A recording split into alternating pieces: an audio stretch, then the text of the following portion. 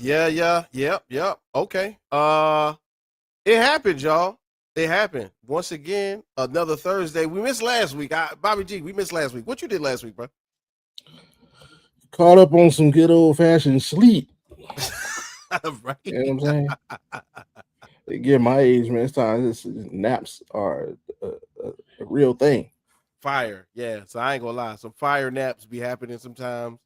You know, back in the day when you was younger, you know what I'm saying, you used to fight about a nap. You didn't want to miss nothing. But now, the nap, trying to hang out with me later on. You better let me know what time so I can calculate, you know, how I need. Okay, that's about a 40-minute nap. For sure. Yeah. Oh, yeah. Look, check this out. We got Uncle Scott in the room. Whoa! Okay, that's what I'm talking about, Uncle Scott. Welcome to the room, sir. We took the blue pill, not the red pill.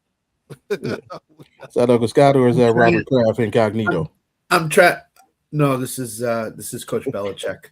I'm trying to bring out my inner Jay today, wearing sunglasses on. Bring it. Yeah, wear the shades on the show. Welcome, of course, to the show, Uncle Scott. Let me just tell you something. Naps are not overrated in the middle of the day. They're very much needed in the middle of the day. And listen, you talking to the choir right about now, because I am Mr. Nap. I put them kids in the chokehold. Everybody will go to sleep. Okay. Yeah. But hey, look, we had a great week off. We are so excited to be back. I cannot lie to you. There's so much to get into. Uncle Scott's here. We got Jay on the road. We got Alan possibly coming, because you know Alan likes to work hard. And then we got my guy Bobby G in the building. So we might as well do it. Let's hit the button. Let's go. This is Rec Room Sports. Olympians carrying the torch, going where they don't go. We ain't lost. From the optics to the topics, we got this with synopsis. Think outside the boxes like Jay on the mic or your boy K Witt. Joe is my coach, T Sweat on the mix. All sports, even if you catch fish like Nate Diaz catches fist. You need to catch this episode, it's a can't miss. We go live and you should subscribe and X's and O's. We made our plan, yo.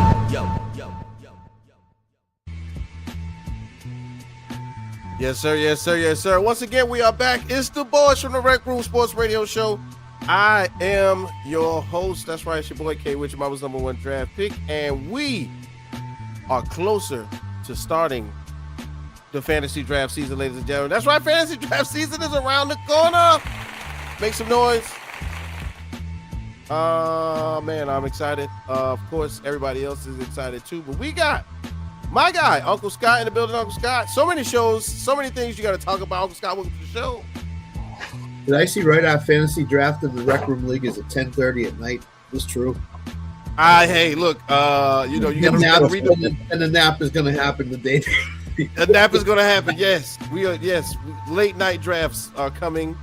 Just be aware. And then, of course, Cleveland's home, but Las Vegas is home. From Game Time 216, from the Audible Sports Podcast, from what is that? What's the other one? Network 216 as well. One time for Audible Sports. Bobby G, what it do? Hey, what is happening? And before we get into anything, man, R.I.P. to Dolly Parton. Yes. And, you know, if you don't know who she is, that's your fault. R.I.P. to Tim Curry. If you don't know who he is, Tim Curry is the actor that played the original Pennywise in It. Yep. And R.I.P. to Michael Wright. And if you don't know who he is famous for playing the role of Eddie King in the 5 Heartbeats, as well as Aaron from Money Talks, and probably a more popular movie that people see alongside Chris Tucker and Charlie Sheen. So, you know, R.I.P. to those 3, great entertainers.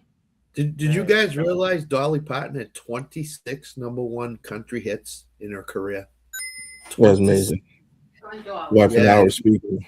He was phenomenal. Phenomenal.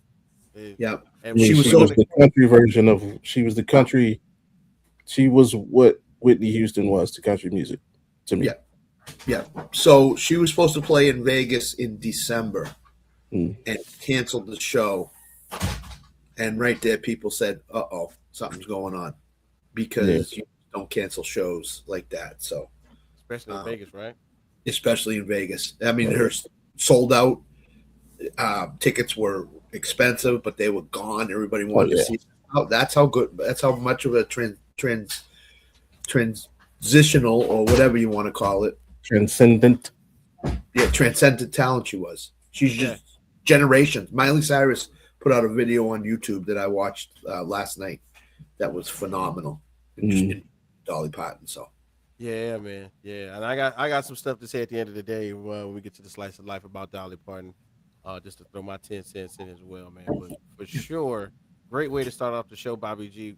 You know, so much loss has happened out there in the world. You know, some for famous people and people of notoriety. So it's great that we recognize them here on the show. But we're gonna do the show. So let's get right into it, man. Of course, man, you know what it is, man. It's the Rec Room Sports crew. This is what you do. We need you to find us on Twitter/X. That's at Rec Room Sports. On Instagram, that's _Rec Room Sports. On TikTok, that's gonna be Rec Room Sports Hub. And then on YouTube, that's THEE Rec Room Sports Hub. All right. Big shout out to everybody out there driving right now. The weather is crazy. It's 100 degrees. If you know somebody who does any type of lawns, yard maintenance, bricklaying, asphalt, you know what I'm saying? Anything that involves you being on concrete or grass in 102-degree weather, please get them a call. Ask them if they want a hot, matter of fact, a cold Gatorade or cold water, because, you know, temperatures across the country are reaching 100 and some odd degrees. Bobby G ain't even worried about 100 degrees. He's worried about like 115 because he's he's out there in the desert. You know what I'm saying? Yeah, 100 ain't nothing to him, but, you know, out here across, you know, the panhandle of Florida and northern Florida and South Carolina, Georgia, all the way to Massachusetts where Uncle Scott is. It's 100 degrees, folks. Please hydrate and be ready to face the elements. And of course, all of our drivers, you know, YouTube, has been doing a thing where it's been putting all kinds of videos of spark drivers and truck drivers on my feed lately. So, you know, big shouts out to all of my drivers out there holding it down on the road. Anyway, guys, you know what we do, man. It's the fun part of the show where we go ahead and get right into some of the biggest topics of the past 2 weeks. So let's go ahead and do it, y'all. All right, so we got a couple what's the words, and we're going to go ahead and jump right into it. Yeah, so as we know, the Heat have assembled a trifecta. Yeah, or they're trying to, rather fact. When they acquired Giannis Antetokounmpo and Bobby Portis from Milwaukee to pair them with one Bam Adebayo. But we saw somehow, some way that they were going to need to acquire shooting. So what did they do? They got Tim Hardaway Jr., who's in his mid to late 30s or early 30s. Yeah, big shout out to Tim Hardaway Jr. His father was a Heat player, king of the crossover. Big shout out to Tim Hardaway Sr. But now reports are that they are waiting for a buyout from the Dallas Mavericks for one Klay Thompson, fellas, man. Now that we get to hear about this, and we know Klay Thompson is a shooter, I need to know what's the word for Klay Thompson being on the way to joining the Heat. Bobby G, what you got? Miller. Ooh. As in Mike Miller. Yeah. He is to Giannis what Mike Miller was to LeBron and D Wade when they went to Miami. Yeah. Just a veteran willing to come play for minimum pay in the hopes that the team is good, because people expect them to be good. Unfortunately, I think they're going to fall the way of the Miami Heat, but the first year Miami Heat. I do not think they will win a championship this year. And unlike that Heat team, I don't even think this Heat team will make the NBA Finals. So, unfortunately, it's going to be a huge waste of time for Mr. Thompson. And I think in what will be, I'm going to put it out there. You heard it here first. I think this will be Klay Thompson's last year. Wow. What? Come on. He doesn't need to play basketball. He's playing basketball because of the love of the game. But I think after this year, he's going to wake up and he's going to hop on his boat and just sail the world for the rest of his days. He's going to crack open a beer and hop on that boat and just, you know what, I don't need this anymore, and go. I got you. So, okay, of course, again, hey, Uncle Scott, when you think about Klay Thompson joining the Miami Heat in that Heat culture, I need to know what's the word you got, Uncle Scott? Man. He's the quote unquote whatever he's going to sign a contract for, hired assassin. He's the guy that come off the bench and just jack threes. That's all he is. That's what his career is. He's a 3-point shooter. He doesn't have much drive to the basket anymore. He's going to be a catch and shoot guy. He can't shoot off the dribble much anymore. So he's a guy that needs open space, comes off of screens or whatever to get open to shoot threes. And that's all he's there for. Defensively, he's not there for that. Yeah. Is he there to drive to the basket? No. Is he there to defend the best guy on the other team? No. He's just there to shoot threes. That's all he is. He is what Sam Hauser is to the Celtics, which is a 3-point shooter. That's it. So yeah, I like it. And then, of course, when I got to say for the word, for my word. What's the word? This was easy. This was an easy thought. You should, anything to get, someone of the caliber of Klay Thompson on the roster is one of the easier thoughts. One of the harder thoughts that I think are coming out in the zeitgeist, if you will, of sports is they're trying to do the same thing with Kyrie Irving. Apparently, trying to see if Kyrie could get bought out and go to Dallas as well. I think that'll be one of the bigger pieces. It, very much to me, Klay Thompson and Tim Hardaway Jr. being on the roster alongside Giannis and Bam Adebayo, that is that's mid. It's right there, mid-tier. Not the most exciting moves, but it's a move. I get it. But they're adding Kyrie Irving, who has been removed from basketball for about 2.5 years now. Who, in my estimation, a fiery chip on the shoulder Kyrie is 2 times better than Klay Thompson. But it's something to look forward to. But right now it's good. Shout out to Klay Thompson, of course, a champion, going to a team like the Miami Heat where he'll be able to play alongside transcendent players like Giannis and Bam Adebayo. Give me a second chance. Give me a second spot. Because, in Dallas, it wasn't going to be it wasn't – Dallas wasn't giving me swan song. You know what I'm saying? Dallas wasn't giving me, all right, I'm in. I would think what would be a player of Klay Thompson's caliber, he was going to give it one more try. We just didn't know where, and I think Miami Heat is a good one. So, Bobby G, I like it. If it is one more year, why not? Why not in Miami? But from what I understand, hey, one person that knows Klay Thompson really well, of course, being Draymond Green, says he doesn't know that Miami Heat coach is very strict, and Klay Thompson is one who plays by the beat of his own drum, if you will. Is he still with the girl? Is he still with that woman? Is he still with Meg? Not Meg. Nah, Meg said he was with a couple other people. So yeah. No longer okay. See, I don't read that require her up on that stuff, but he ain't worried about me. Maybe Miami signed Klay to have her in the stands so she could draw tickets for them. Listen, Klay. All I'm saying is Klay Thompson won because she made a song about him, and that's all I got to say. He's still. Yep, there you go. Moving on. Hey, so you know what it is, man. We just still doing what's the word. So shout out to Bobby G who slid me this one. I need to know, since we're talking about a little bit of we're getting into right. I know, right? Since we're getting into some football. Josh Jacobs out here with this misdemeanor battery and criminal damage charge, which he acquired a few months ago, possibly being withheld from the start of the Green Bay Packers season. Fellas, I need to know, what's the word for the Green Bay Packers starting the season without their starting running back? What you got, Uncle Scott? I don't think there's one word. I think there's a couple words. Jordan Love. It's incumbent on Jordan Love to carry that team until Josh Jacobs, if he is suspended, comes back.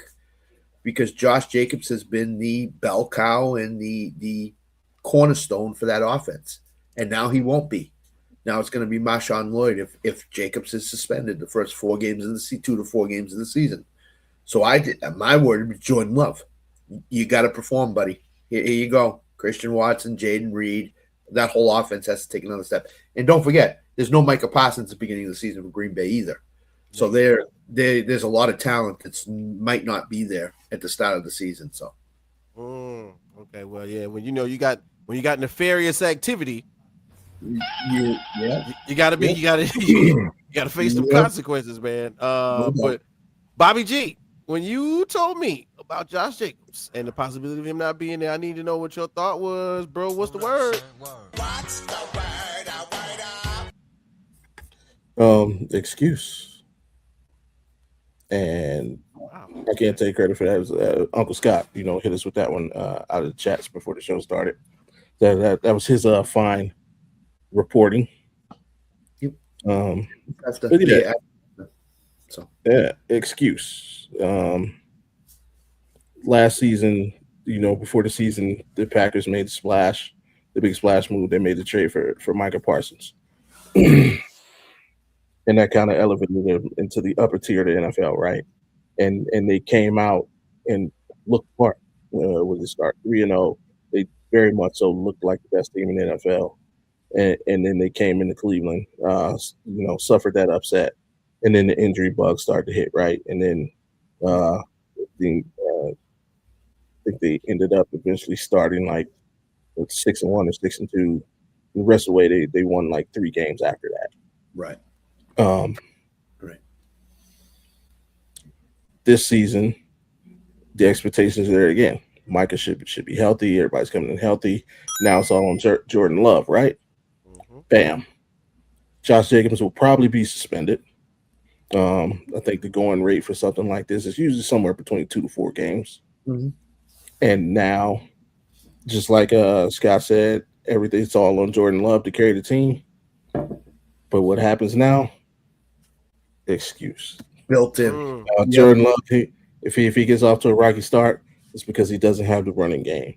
It's if the defense isn't playing well, it's because the offense isn't moving the ball because they don't have to run it. Like, and like I said, Mike is missing again. So every time we have expectations for the Packers, something happens to give them an excuse for why they're not living up to expectations. So this is just another example of that. I got you, man. I like it very much so. And then I got the other side of the coin. So my word is going to be very similar. It's going to be expectation. You know what I'm saying? Because if they got an excuse, the expectation is going to be for Jordan Love to transcend not having his running back. I mean, to me, just like you said, that start last season was a big chip on the shoulder or a big boulder to carry for Jordan Love, because to start that way and then to kind of falter off towards the end, of course, Christian Watson not being there a couple games, like it was a lot of stuff going on last season. But now, your wide receiver room has been reset, if you will, in Green Bay. Is there a time in which you say, okay, so you don't have a running back, we're going to rely on you being the quarterback that you're supposed to be. Finally, we're going to put the ball in your hands these first couple of games. Let's set you up for that MVP race. Let's start you off early. Let's get the ball in your hands. Let's get those, let's get the points on the board through the air, and see if it's your time or not. Because, more often than not, when we talk about quarterbacks going into the, start of a season, we talk about Green Bay. And we talk about Jordan Love, and we talk about, the ability to not only throw but run and be, a powerhouse on the field. And I know there's going to be no Micah Parsons. There goes another reason why if they're winning, he should be put into the MVP race. I don't know. The expectation is going to go up because if they're winning, they only can point to Jordan Love. If they are winning, if they win 2 out of 3 games, you know what I'm saying? They go 60% while, there's no Josh Jacobs. Boom. Hey, look, Jordan Love did it on the strength of his arm and his legs. Look at these highlights. That's all we're going to look at these highlights for Jordan Love as he went out there. But once again, there's a couple things that we're going to be talking about. I can't wait to get into the season. Yeah. We're about 12 days just away. tap on from the Packers though. They started 5-1. They started 5-1-1 last year. 5-1-1, best team in the NFL, and they finished the season 3-6. Wow. Yeah, that little bit of falter right there. I'm telling you, that killed him right there. And to add on to it, if we say 4 games, Josh Jacobs gone for 4 games. First 4 games: Vikings, Jets, Falcons, Buccaneers. So they have a chance to start really good this year again. Yeah, those are winnable games. Vikings, Jets, Falcons, and Buccaneers. Yeah, we can get 3. They can get 3 of those. Yeah, but if those are crucial too, because those games, minus the Jets games, all could hold tiebreakers. Yeah, absolutely. Yeah, that's true. Yeah, they'll play. They will play a part in going into the postseason for sure. Moving on. This is one of those ones where I kind of didn't want to do it, but we got to do it, man. Hey, look, man, guess what? Enes Kanter shows up to an NBA game and decides to wear a shirt with the definition of what a woman is. Now, I don't know if you guys know, but we love the W here at Rec Room Sports. Big shouts out to Mia O'Brien, who does an awesome job covering the W day in and day out, and also the Jacksonville Waves here. We are going to the Upshot League Championship. Big shouts out to them. Right about now is one of those things. Right about now is one of those moments where I don't know what to say, but I got to say something. Enes Kanter showed up to the game, creates a scene, gets on the court, argues, fusses, fights, and gets kicked out. Gentlemen, in this whole gender role of who can and can't be allowed, or gender classifying of who can and can't be allowed to join the W based on sexual orientation, and Enes Kanter being a figurehead for such an argument, I need to know, fellas. And this is kind of a dumb one, but I need to know, bro. What's the word for Enes Kanter being out here just doing? I don't know. I don't even know how to describe it. Just Enes Kanter, Uncle Scott. Can you say no word? Yes. I mean, this is beyond belief. I mean, this is a hot button topic in the W right now, and Enes Kanter is just bringing that hot button topic to bubbling over in terms of what the W does and doesn't do. I mean, you're putting a lot of people behind the 8 ball and putting a lot of pressure on a lot of people by doing that. You can't be doing that stuff. Ennis, you just there's no words to describe what that man wore for a shirt, and what went into the thinking of it.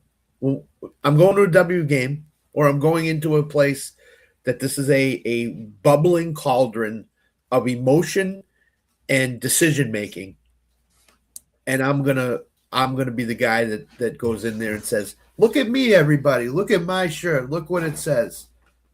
It's just, if I had a word, it would be stupidity. Yeah, that's a good word. Yeah, nothing wrong with that, Uncle Scott. Sometimes stupid is true.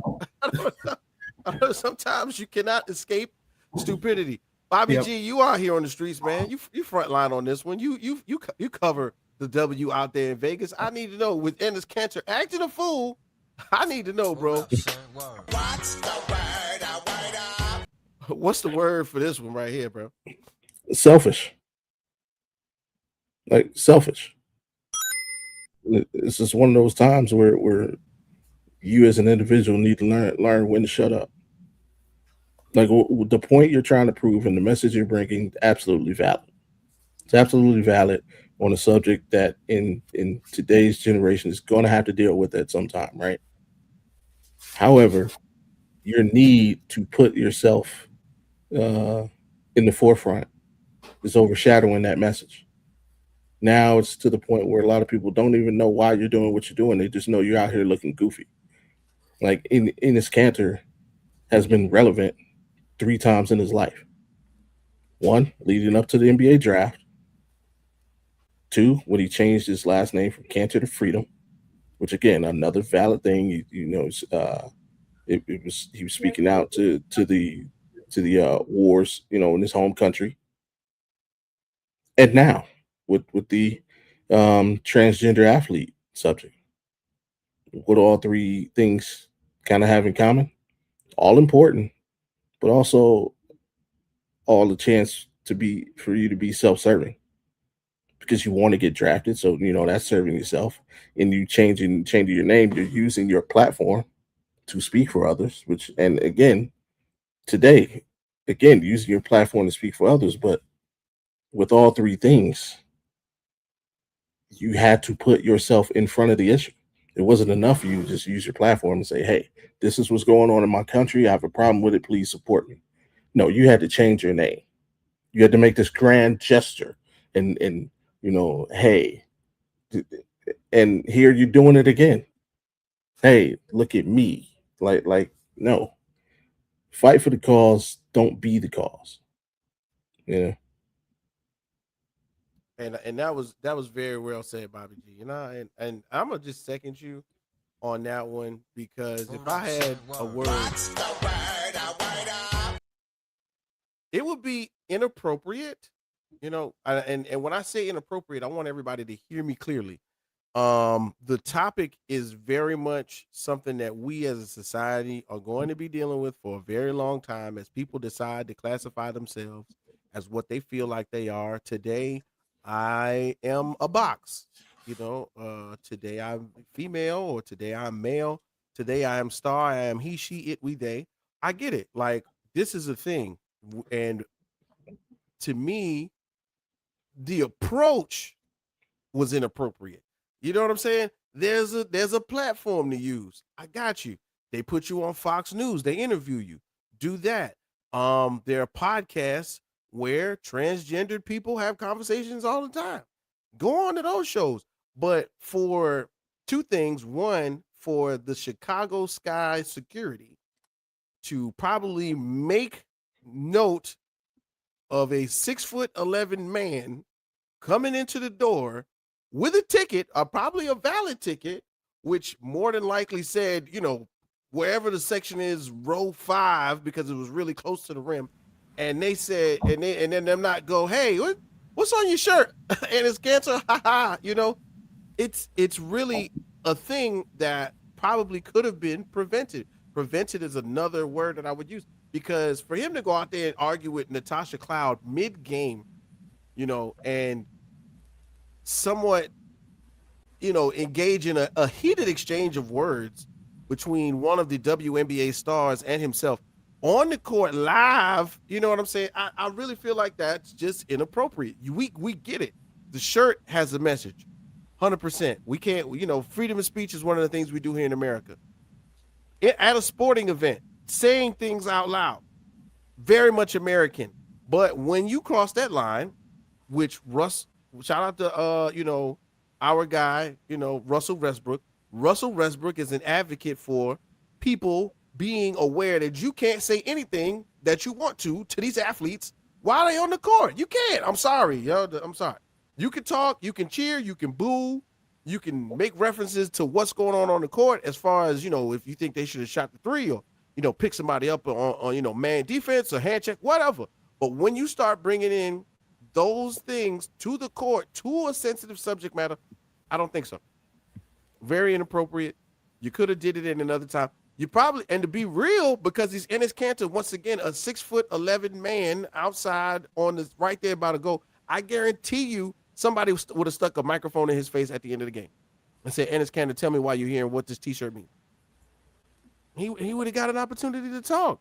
But now he's going to get less of an opportunity to talk because of what he did and how inappropriate, and the timing was bad, and who got involved, and the team's got to hold him back, and he walked on the court. He's probably going to be banned for, from everything in the W and all kind of stuff like that. But for me, it was just an inappropriate time. Like, your mama always used to tell, moms and families always say things like, don't say things like that when you go outside my house.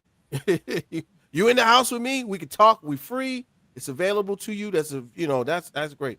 But at the court, sideline, behind the basketball goal, yelling at a WNBA player Nah, bad timing, bro. Yeah, and you guys know I coach girls sports, and next week our athletic director is having a meeting with every coach in the school and the program to go over hot button topics, and this is one of them. And he has let me know that if something like this comes up, just refer people to him. He's taking the bullet, not taking the bullet, but he's addressing the subject with everybody that wants to, and he does not want his coaching staff to have to address the subject at all.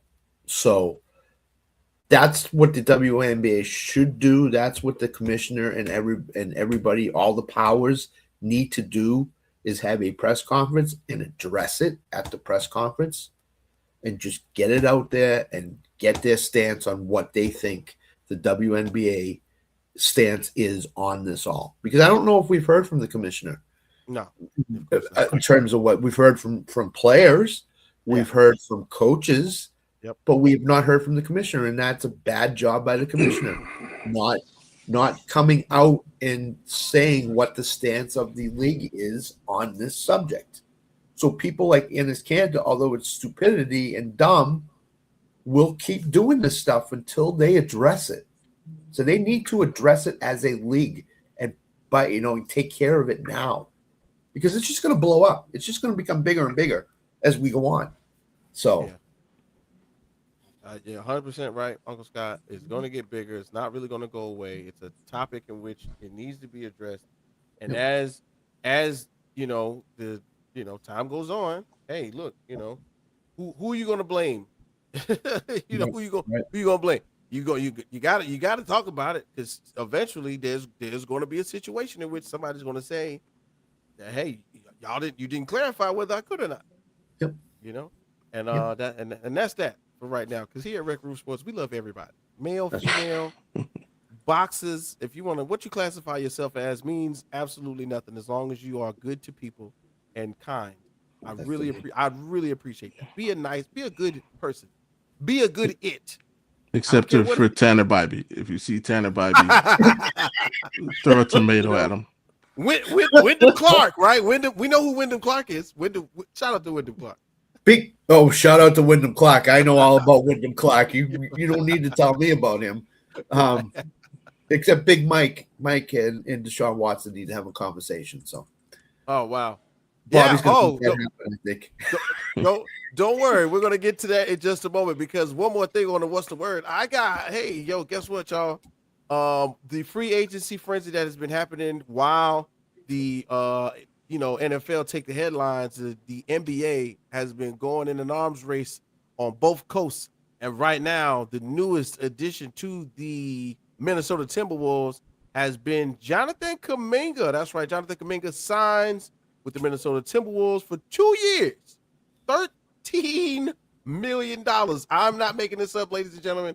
For some odd reason, Jonathan Kuminga is betting on himself, because there were offers on the table for him to at least max out at about $54 million from what the reports are with Golden State, about 42 with Chicago, if I'm not mistaken. And somehow, some way, Jonathan Kuminga has said, you know what? Nah, forget all of that. I'll take 2 years, $13 million to play in Minnesota. So, gentlemen, as you hear me say these words and these numbers and talk about the Minnesota Timberwolves, who are in a stacked Western Conference, I need to know. What's the word for Jonathan Kuminga joining the new Baby Wolves? What you got? Perfect. Perfect pickup, perfect fit, perfect place for him to be. The Minnesota Timberwolves are now must-see TV. You got two guys running the wings who can jump out of the gym, and you have a point guard who loves to be flashy. Like this, they are the new Lob City. That starting lineup with, you got Ball, you got Ant-Man, now you got Kuminga, Jaden McDaniels potentially at the 4, and Gobert as a rim runner. This is the 2020s version of Lob City. Is it going to result in the championship? No. Is it going to result in some fun basketball? Are they going to be competitive? Are they going to be difficult to beat on a night in, night out basis? Absolutely, because just having Anthony Edwards by himself, you can compete with anyone.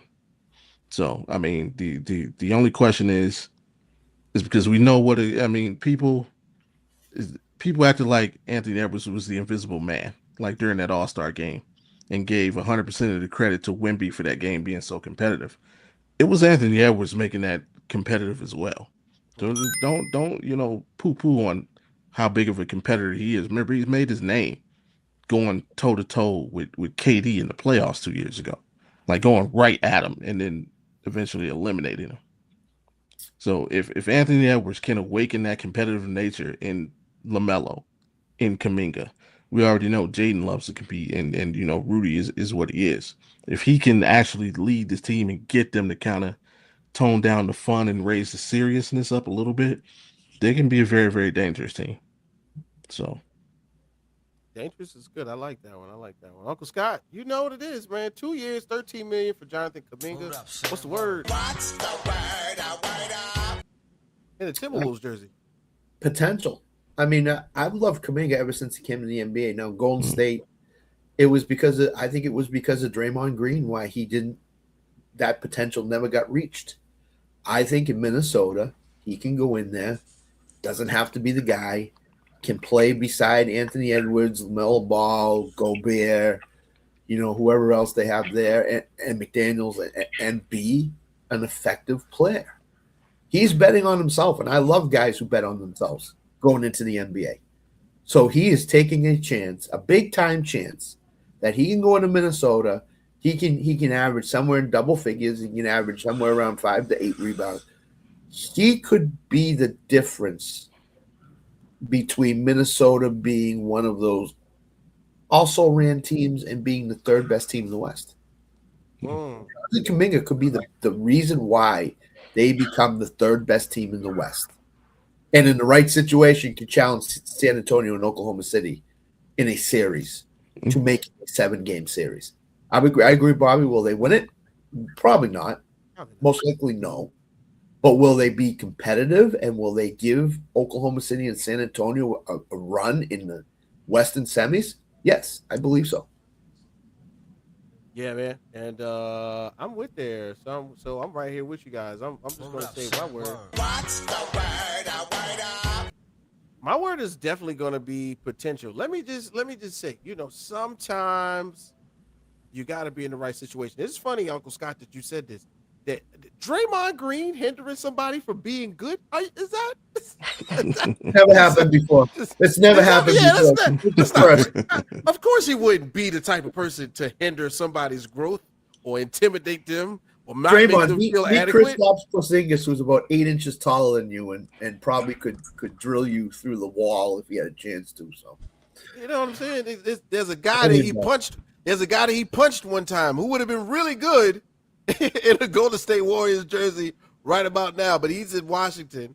Listen, I really like the idea that when you think about what LaMelo Ball did to a career like Miles Bridges, right? Miles Bridges got that big check because LaMelo Ball fed him the ball in the right situations, on those fast breaks, on those lobs, on those alleys, and made the look of what could be potential for the Chicago, but for the Charlotte Hornets team. Like, I think this is a very similar lead in for what's going to happen in Minnesota. The whole idea of there being the fast break that they have somewhat made equivalent to in Philadelphia, right? The other side of the coin is in Minnesota, they are going to run. They're going to be on the move. Coach, Uncle Scott, Bobby G, you got a son in practice. Y'all ever been in practice in the 3-man weave? Y'all know what the 3-man weave is? That 3-man weave is going to be really tough. I do it all the time. With those guys, that's gonna be I'm just waiting for the ball to go up. I don't know who's going for it, but that's going to be tough. Going into it. And yes, one of the big things I've been listening to a lot of people talk about is who is at the top of the Western Conference, and of course it's San Antonio, of course it's OKC. Nobody has said Denver, and I'm surprised about that, but if you want to put the third team up there, Timberwolves can be the third team, and Denver has to slide down to the fourth if they can't show me anything new. So really, yeah, I'm 100% nothing. Denver's done nothing. Too many losses. Too many losses. Yeah, you lost Brown. You lose Brown. They traded Watson, who you brought back. Right? Yeah. You lost Peyton Watson to us. And Peyton Watson is low key, I think, a X factor player if he is not behind. You're ruining Jokic's prime. Yeah, you're ruining his prime. Get ready for that Jokic. Y'all thought Embiid was going to get traded. Get ready for that Jokic trade in about a year and a half, where they get a haul back for Denver. Okay. Yeah. For sure, potential, man. I really think it's Jonathan Kuminga really needs a setting where there are people who are very much like-minded, and everybody knows this is a different generation. LaMelo Ball, somewhat of a figurehead for just the new wave of kids who grew up on TV or on the internet. Ant Edwards, very similar, grew up in that era. We was watching Ant Edwards in high school. Kuminga, not necessarily as highly touted going into the factors of what made him very much an expected or a transcendent player, but right there in there with his peers. And they're all going to be friends. They're all going to go out. They're going to hang out. They're going to play games together. They're going to text each other, get the text. It's going to be fun instead of having some people who may be a little bit of a thorn in your side be on your bench. So this is, I think, a good thing for Kuminga. He didn't really have a really good fit in Atlanta. We know what happened when he was in Golden State. So for him to get to the Timberwolves for a flyer for 7 and some change a year, still gives them room financially to make more options as well.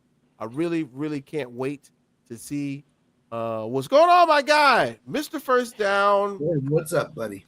Mr. Luxurious Beard, one time for my guy, Mr. First Down. But yeah, Kuminga, man, I'm really looking forward to it. So, hey guys, this is right around that time when we do that thing. We're gonna take a really quick break, 2 minute break, because you know why? We're gonna show some love to our people out there on the road, of course, out there supporting us. Man, Unique Trends and Styles, of course, one of our biggest supporters, man, the barbershop. We know we can go in there, get your haircut, look fresh and so clean. Uncle Scott, you could have got that same haircut at out there at Unique Trends and Styles. We would have took care of you. It's gone. I did it today. It's gone. Yeah, we would have took care of you at Unique Trends and Styles. And don't forget about the laundry detergent plug still out here in the streets with the gallon bucket of detergent. Make sure you holler at him. Gentlemen, we'll be back. I'm going to give it a 2 minute break. We got more to get into right here on the Rec Room Sports Radio Show.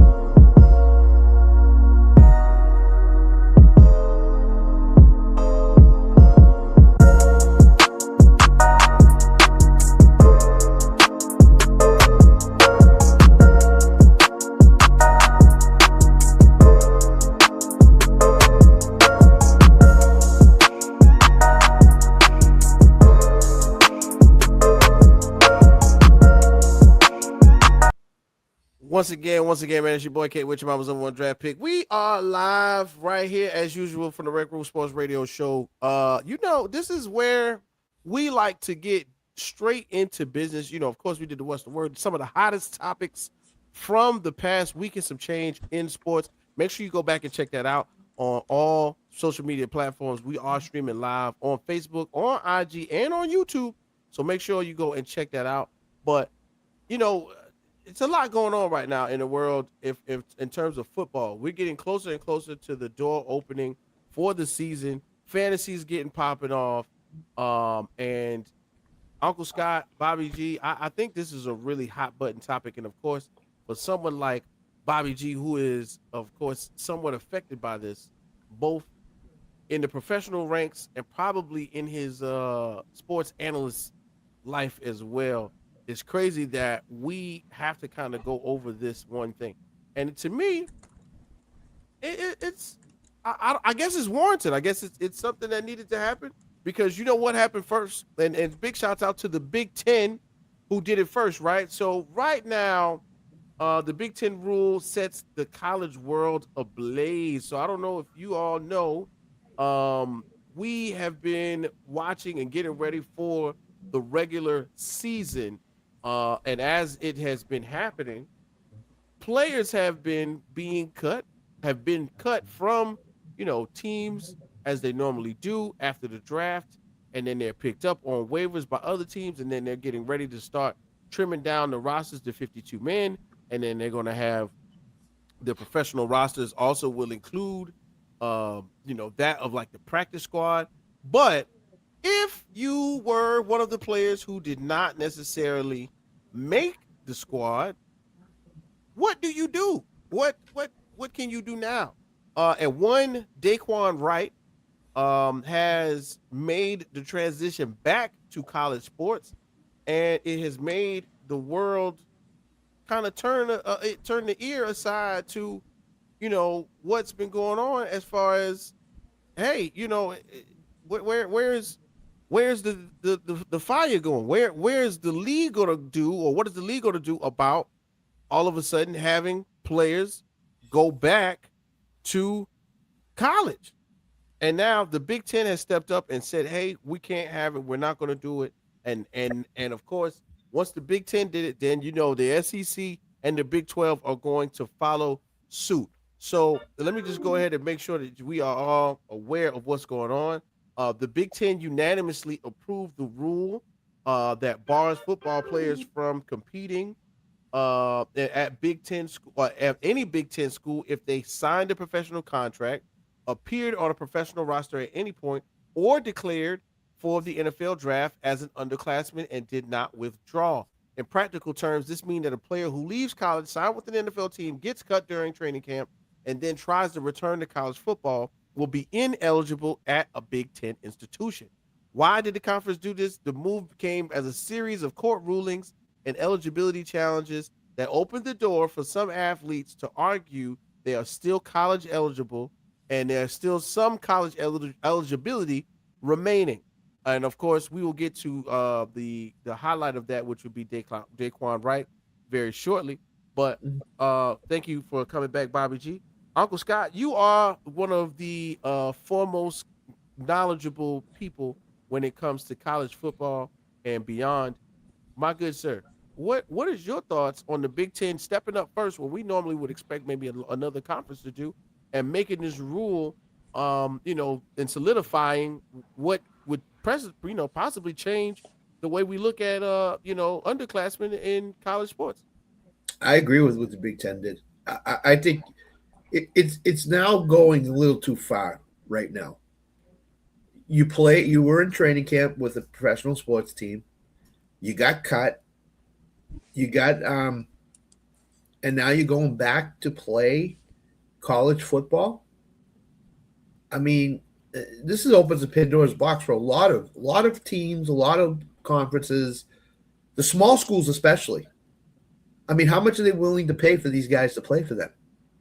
This budget's not very big, but a guy that gets cut Saturday, August 30th, on the final cutdown day, I think it's August 30th, it's the final cutdown day, can go to a Sunbelt school like James Madison or North Dakota or Arkansas, schools like that, and play college football and play for a year. and then go back to the NFL the following year. I mean, it's just going a little too far with what's going on in college athletics. I mean, once you graduate college or leave college, that should be it. You should be done. Over. Your college experience and playing career is over. You're now moving on to the NFL. You get drafted. You get signed as an undrafted rookie. You go into a camp in the NFL. If you're not good enough to make it, go play in the CFL. Go play in the UFL. Go play there. Don't go back to college and take a kid's spot away from them. Because that's exactly what these guys are doing. They're 22, 23-year-old guys who are taking spots from college kids and getting paid for it, and getting paid pretty well for it. So I agree with what the Big Ten did. I just think you can't open Pandora's box and allow all these cut guys to come back and play college football again. It's just it's not a good look for college football. Well, we don't have good enough players. So we're going to get Joe Smith, who got cut by the Baltimore Ravens, to come in and play for us. And that's going to make the difference between us getting to a bowl game and not getting to a bowl game. What's that tell the rest of the kids on the team? Well, coach doesn't think we're good enough to make it to a bowl game. So why are we going to play for him? Why are we going to why are we going to bust our tail to have this school succeed when our coach doesn't think we're good enough to play and make a bowl game? I just think I agree with what the Big Ten did, and I think a lot of conferences should follow suit in what the Big Ten did. Oh, Bobby G, man, you in the building. You know, this is a very dangerous topic because it involves money. It involves money. I guess. Yeah, money and money and money. Yeah, more money. It involves a lot of moving factors. Let's put it like that. A lot of moving factors. Yeah. Well, just the college aspect of it.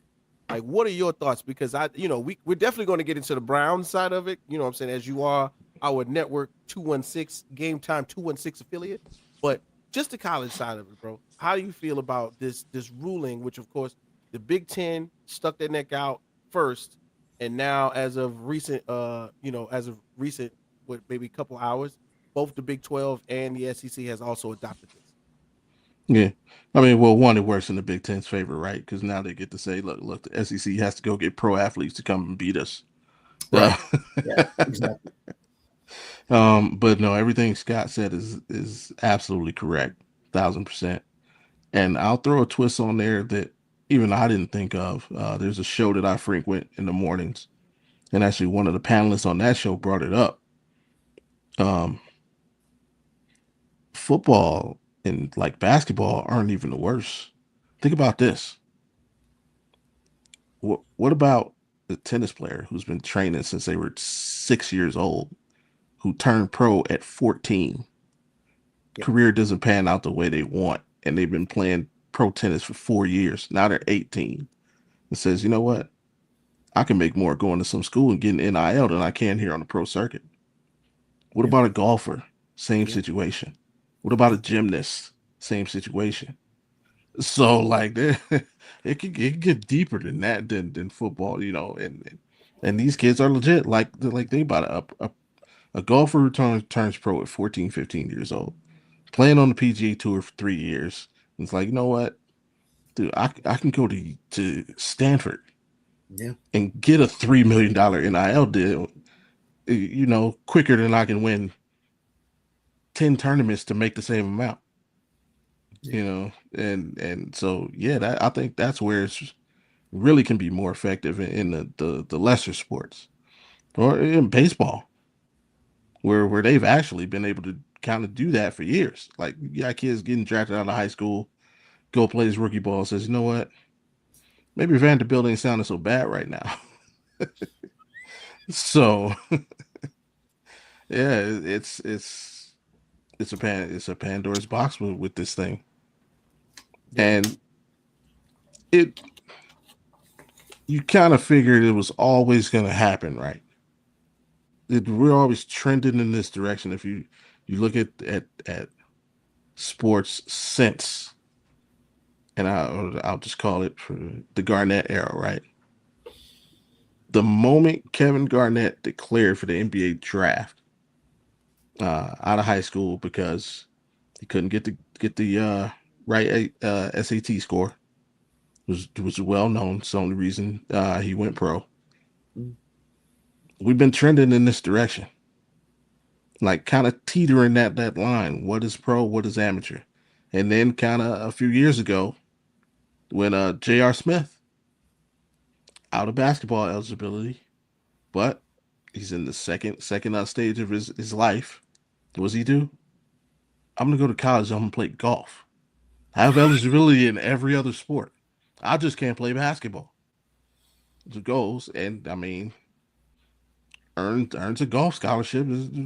J.R. Smith is a very good golfer. Who I'm knew? about to say, and does pretty well at North Carolina A&T, from what I understand. Does pretty well. Yeah, but the thing is because he's an NBA player, he's had 16 years of practice. Yeah. You know, he can afford to be trained by the best pros. He's playing golf in the best locations. He has the best equipment. He is the best of everything. It's like so very, very, very, very dangerous slope. And I would say bravo to the conferences who are actually stepping up and kind of nipping it in the bud right away. Yeah, and for me, I'll say this. I'm in agreement with everybody. This is it's a wild thing that, if not put in check or into perspective, can just hinder what I'm saying, the growth of other young men, other athletes who are working hard, going to practice, going to class, getting their schedule.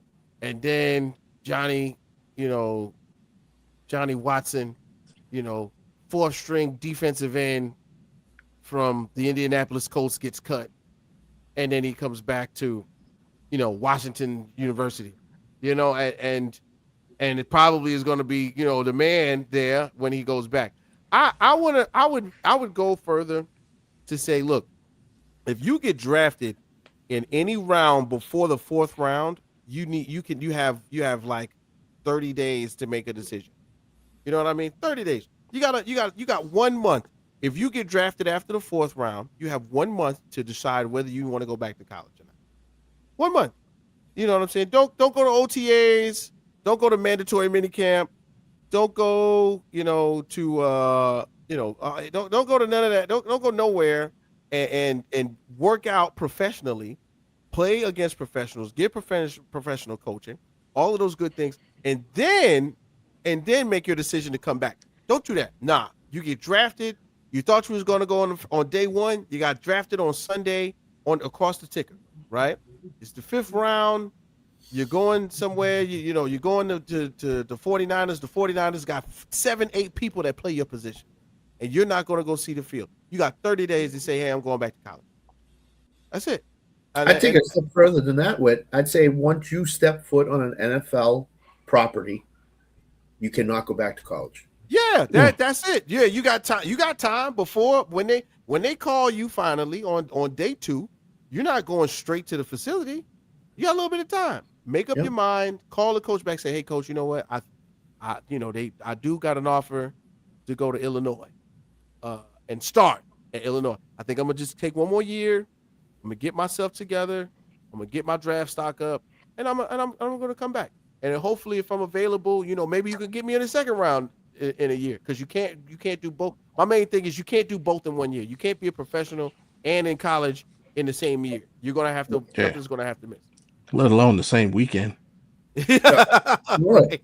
Saturday you're at Ravens training camp. Sunday you're in Illinois. Thing. Yeah. But that's the thing. You sign a 4-star recruit to play quarterback, and then somebody, I'm just using the name, Anthony Richardson, gets cut by the Colts, and he's got college eligibility left. Yeah. And Florida State signs him. All of a sudden, that 4-star recruit that you signed to be your quarterback is going to get benched because Anthony Richardson's coming back, and the coach is like, "Oh, we got that Anthony Richardson. He played in the NFL. He can play." Well, you're going to turn that 4-star recruit off, and he's going to say, "Okay, coach, I'm leaving. I'm done. Bye. As you know, that recruit may stay because we know Anthony Richardson's going to need a break. No. You know, he's going to give me, coach. Yeah. You know, hey, look, you know, my thing is, hey, look, when I get back on campus, baby. Ooh-wee, bro. You know what I'm saying? Here's the other thing.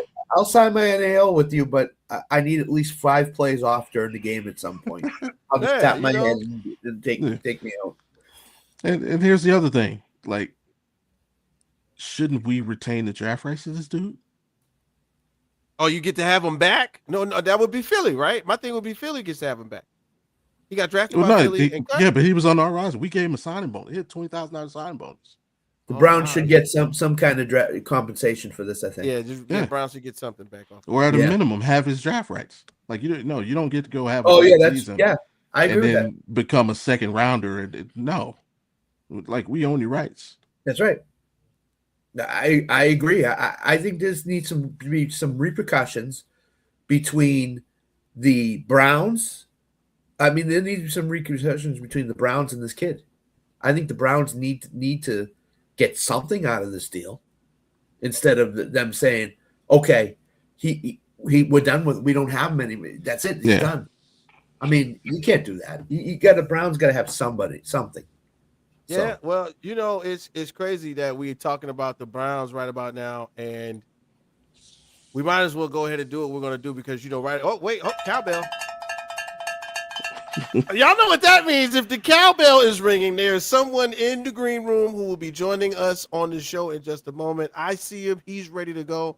I think we're going to do our segment just a little early, and we're going to bring him in on the conversation because he is a connoisseur of football, especially the division that contains the Browns. Yes, he knows very much. No, he ain't. That same division. So as we bring the internet to your radio, we want to bring my guy, Kevin Pearce from KPearceTV, up to the stage. K Pearce, what it do? Gentlemen, hello. You're far too kind. Thank you so much for having me, as always, fellas. How y'all doing? What up, man? Great. What's up, Kev? Kev, once again, thank you for joining us here on the Rec Room Sports Radio Show. And it's been far too long. You know, we've been seeing you do your thing. Once again, the reels are very well put together. You have been you know, here, there, and everywhere in the offseason of the NFL, and we're going to get all into that. But I want you to join us as we address one of our favorite things for Bobby to talk about, and that's the Browns, y'all. That's right. The Browns are in the headlines twice, and it's for nothing nice. It's crazy that for some odd reason we have to talk about the Cleveland Browns in the aspects of what will be and not what it is. But and I'm just going to jump it off like this because it's very rare where we have we have to talk about this because Bobby G is a sports analyst who probably goes on goes on multiple shows. On Thursdays, he does our show. He's got his own show. He's going on with Bo. I don't know how many times he's got a chance to talk about it, but he's got to talk about it with us. I'm sorry. I got to address it. Bobby G, as we get closer to the start of the NFL season, we've been hearing the rumblings in the Cleveland locker room, bro, about the naming of one Deshaun Watson to QB1 and kind of taking out Shedeur Sanders from the runnings of starting QB. That is the first headline, of course. And then what made it even worse was the comments made by Deshaun once the preseason game was over, in which he did not perform to his best. For some odd reason, the next day he's named to QB1. I'm not necessarily going to, poo-poo on it, but I want you to give us your perspective as this is your home. This is you. You got game time 2 and 6 right there on the thing. Like, come on, where is your mind as the world begins to undress, Deshaun Watson and the Cleveland Browns organization? I don't know if undress was a good word to use. I don't think so. I don't know. I mean, we'll roll with it. Let's just go with it. Yeah, right. This is too. It's done. Yeah, it's out there now. So we got to go with it. My message: 4 words. I do not care. Wow. What? Okay, please elaborate. I don't care. Can you complete passes? Cool. Like, I don't care. Whichever one of these dudes can give me average quarterback play for this season, I'm happy with. Hold on, Bobby, real quick. Sorry to interrupt you. There you go. Because me and my former high school coach, got into a little back and forth about the Deshaun Watson getting booed and everything there. And the main point I kept making was, regardless of the fact that he's an alleged sexual predator, regardless of the fact that he has such and such going on with the fans, if he was playing like 2018 Deshaun Watson, none of this would matter and the fans would cheer him relentlessly. And based on what you just said, I feel like I'm vindicated in that opinion.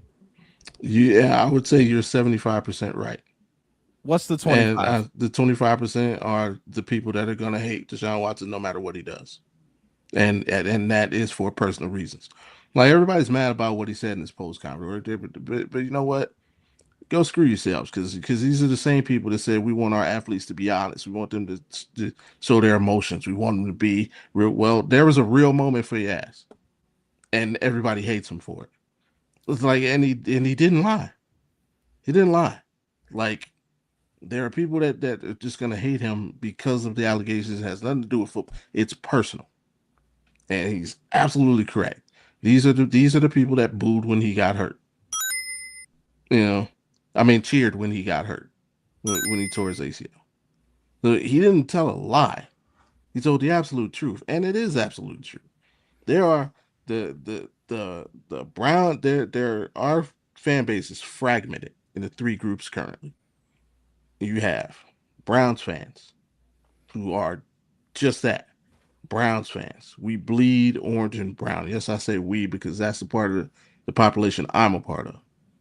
I don't care. It's football with us. Then you have the Shadurians, the people who have been following Shadur Sanders since high school and just love this young man. And then you have the people who just want to see anybody else succeed except Deshaun Watson. And everything that bad happens to the team is because of Deshaun Watson. And what you have now is a situation where, because of the way the quarterback competition, and remember it, and I've been telling people like since December, hey, don't be surprised when we get to training camp and Deshaun Watson, he's a 8-year veteran. He's going to look better than a second-year player at the same position. He's more experienced. Unless that player is just great and born to play, he's going to, just experience-wise, he's going to look better. But he hasn't. How do you know? Because we watch the games. The games are on TV. Like we can see the games. We can see the practices now. We get practice stats now. You can't though. Deshaun Watson has not looked better than Shadur Sanders. There are no football reasons why he's the starter. Just say it's about the contract and keep it moving. But yes, there are, and this is where I do it to the contrary. That stat tracker isn't always wrong, always right, because there was a practice where they both threw touchdown passes, and the stat tracker read 0 touchdowns for both. So that stat tracker is shit. First of all, so we're going to throw that out. Secondly, Deshaun Watson has been outperforming, and this is from people that I personally know have been at Browns practice every day for the last month. He's been outperforming Shadur at practice. And we'll go to the game. The first game, he outplayed Shadur. So where's this? He's outplayed him in the game. Deshaun Watson had a bad quarter. Yes, give you that. The last quarter in the last game, absolute crap. But everybody magically forgets he outplayed him in the first game. Didn't turn the ball over, led us to our only touchdown of the game. But that's out the window. So it's like, no, that's not true. And again, this is coming from that part of the fan base that Shadur Sanders can do no wrong. Shadur Sanders threw a ball 2 yards behind the receiver that got picked off, and for some reason, it's not his fault. What? Shador Sanders threw a pick. Well, it touched the receiver's hands, but the ball was 2 yards behind the receiver. He's doing a 180, fading away from a football that hit his hand and popped up in the air. Well, it touched his hands. Oh, the ball got tipped at the line. Also, the quarterback's fault. And so you see what I mean? It's like this part of the fan base won't let anything be Shador's fault. And then again, you have the real Browns fans who don't care. We know what preseason is. You have a coach. First, let's start here. You have a coach coming in with blind eyes. This ain't Stefanski. You had a coach come in with a blind eye who has no bias, no thing. He wants to win football games. Who said, right now, this guy's better. Did he say he was leaps and miles better? No. But he's performing a little better, and I think I can win with this guy. Do we want to take his word for it? Nope. It's got to be see, and that's why this sucks, because no matter how honest anybody is, we can't believe anybody, because the biases of whichever segment of the fan base you're in that's going to lead your thinking process. So and it sucks, because at the end of the day, minus the Shador crowd, like we just want to win football games, bro. We just want to see our team do well, and and that's the crappy thing, because if Deshaun goes out here and wins these first 2 games, a part of the segment is going to be "I told you so." If Deshaun plays like crap, this other segment of the crowd is going to be "I told you so." It's nothing's going to be unified. Nothing's going to be unified. And it really sucks. Listen, man. I first of all, kudos to you, Bobby, because you are passionate about this, and that's why I'm so glad you joining us today, because I can't refer to anyone else on this subject matter rather than you that would take a head first dive into this, where you kind of took yourself out. You gave us all 3. You gave us the Shadurian side. You gave us the nobody wants Watson to win side, but you gave us the Brownsian side. The right there in the precipice of what it means to be a Browns fan. What'd you say, bro? You said we just want to win football games. We just want to win. I don't have to care. Donate to my African kids music. Yeah, you know what I'm saying? Uncle Scott, you know that's what I'm true, saying? Man. I'm always keep it 100. Like it's my personal feelings in there. Yeah, somewhere in there, but at the end, like I stand on everything I say, man. I feel you. Yeah, Kev, welcome to the show, of course. Thank you for joining us. We will get directly into what you do in just a moment. But Kev, man, as you are observing the football world from your plane, and Uncle Scott as well, we'll definitely get to you. This Watson saga that we are seeing from the Browns right now. What are your thoughts as he was named QB1? I'm about 50-50 with Bobby when it comes to the fan base and the 3 segments of the fan base. I think he's correct. I just disagree with the what's where I'm looking for with the assessment of Deshaun Watson's play so far. To be honest, I don't think either one of these quarterbacks are going to be the Browns starting quarterback in 2027. Wow. Take that for what it's worth. But that'd be a fair statement. I also fully believe that we're going to see both these quarterbacks play at some point this year, because the Browns are going to stink. And when you stink, you play more than one quarterback on the season. So now here's my question to you. Go for it. Why do you think the team's going to be bad? Where do I start? The young weapons on offense aren't there yet. They're going to need time to develop. You have 5 new starters on the offensive line that are going to need time to gel. The defense got appreciatively worse because, you traded your star player across the planet. There's a lot going on with this. First-year head coach on top of that. That's never been a head coach before. There's a lot of ifs, ands, and buts with this Browns team before you even get to the quarterback battle with 2 subpar quarterbacks. So you look at that and you're like, all right, I don't really expect much out of this team anyways, regardless of who the quarterback is. Now, because Bobby's my man, if they end up going 10-7 and making a 17, hey, kudos. Hey, shout out to Bob. They're doing great. They're doing great over there. Love to see it. With your thought process. Now let me give you these questions. With everything you just said. Go for it. Okay, you said the defense is worse, right? Yes. How? We traded the best defensive player in the game, or we'll just say edge rusher, because we traded the best edge rusher in the game for like the 6th best edge rusher in the game. That's not a deep fall off. It's a fall off when the gap between number 1 Myles Garrett and the gap between number 2 is huge. So imagine the gap between number 1 and number 6. Yeah, but we still have the same secondary, same linebackers, same D line, same defensive scheme. Actually, no, Jim Schwartz is gone. Same defensive scheme. I didn't say coordinator. I said scheme. Without the guy at the helm, it's not going to be the same, and you know that. Without the guy calling the plays being the same person, it's not going to be the same scheme per se. The play call is going to be different. The cadence is going to be different. Might even be some new terminology in there now that someone else got the rock. Trading the best player makes you worse. And honestly, I look at that linebacking core anyways, and I'm kind of like, okay. Not bad, not great. Not bad. Defensive rookie of the year. Not bad, not great. Carson Swester is that boy. I said the whole core, not just him. There's 3 guys.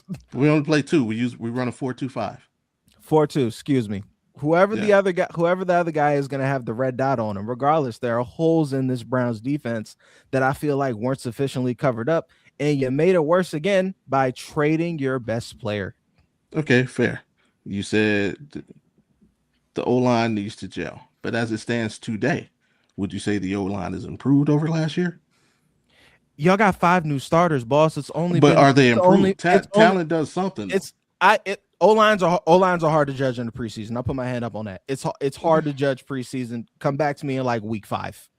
Okay, and same with the weapons. You said, are they improved right now, even though they're rookies, versus what we had last year? Back to the week 5 thing. They're young. Outside of Harold Fanning, who I think is going to be a great player in this league. Right. You look at we don't got to talk about Jerry Jeudy's drops, but like you look at the other young guys you got, I think they will be good players. Again, in 2027, we might be having a very different conversation about the Cleveland Browns than we are right now. But as far as right now, the development is going to take a little too much time. And by that time, who knows what type of hole you got yourself in. We could be talking 2-5, 3-4, 1-6. Like you don't know where you're going to be at that point. And in the league, in this conference, in this division, it's going to be really hard to climb out of that.